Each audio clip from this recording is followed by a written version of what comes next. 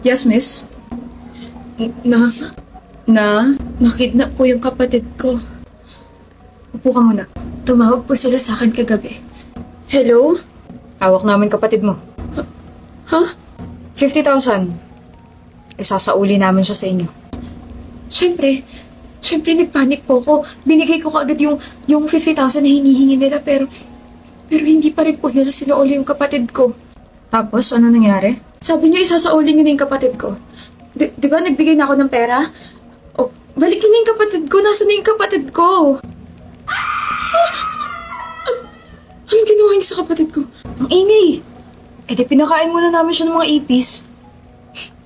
Nasaan yung litrato? Nandito po sa phone ko. Ayan po. Miss, wala naman. Basta nag-send sila ng picture na may 2 ipis sa bibig ng kapatid ko tapos umiiyak po siya. Please, tulungan niyo na po ako. Tulungan niyo na po yung kapatid ko. Tutulungan ka namin. Tapos sinulat ko po yung pinagsendan ko ng pera. Ito po yung bangko nila. Dito po ako nag-send. Action na agad namin. Tumawag ba sila ulit? Opo, tumawag po ulit sila. Ano sabi? Dagdagan mo yung 50,000. Gusto namin, 500,000. Saan po ako kukuha noon? Tanga, edi sa mga magulang mo. Nasa probinsya po kasi sila. Please, isauli niyo na po yung kapatid ko. Ay. Gusto mo bang patayin namin to, ha? Wag po! Wag po! Leah!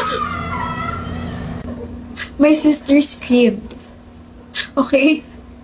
Sumigaw siya. Tapos parang yung sigaw niya, sobra siya nasasaktan, ganon. Tapos nag-send ulit sila ng photo. May sugat sa binti si Leah. Hiniwa nila yung binti ni Leah. The photo? Ito po. Nasaan na? Andito lang po yun. Sinave ko yun. Wait lang po. Miss? Wait. Hindi pa po ko tapos. Alam mo ba nagtangka tumakas yung kapatid mo? Po? Napakabilis niyan tumakbo. Napagod kami pero tatanga-tanga nga lang. Anong ginawa niyo sa kapatid ko? Eh di binali namin yung isang paa niya. Sinigurado namin na hindi na siya makakalakad ng maayos kahit kailan.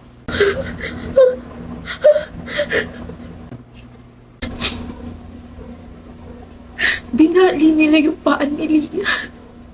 Batang-bata ko yung kapatid ko, binali nila yung paa niya. Feeling ko mababaliw na ako.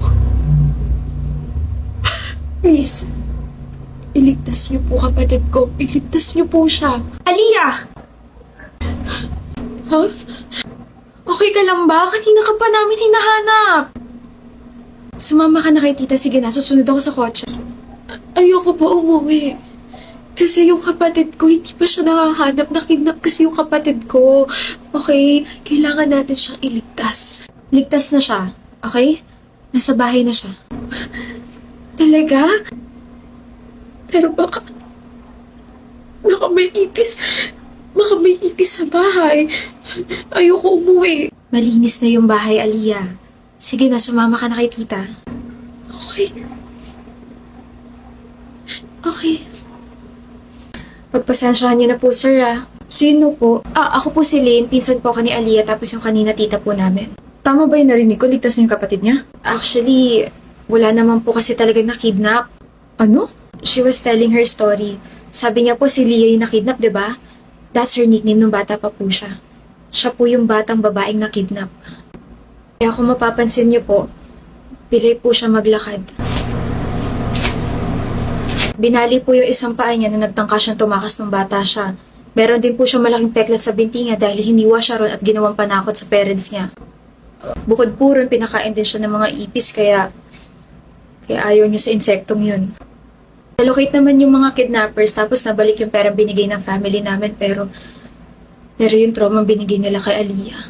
Sobrang lala na hanggang ngayon dala-dala pa rin po niya. Pagpasensyahan niyo na po ha.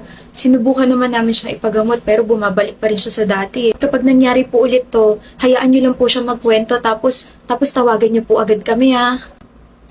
Sige. Sige po, mauuna na po ako. Pasensya na ulit.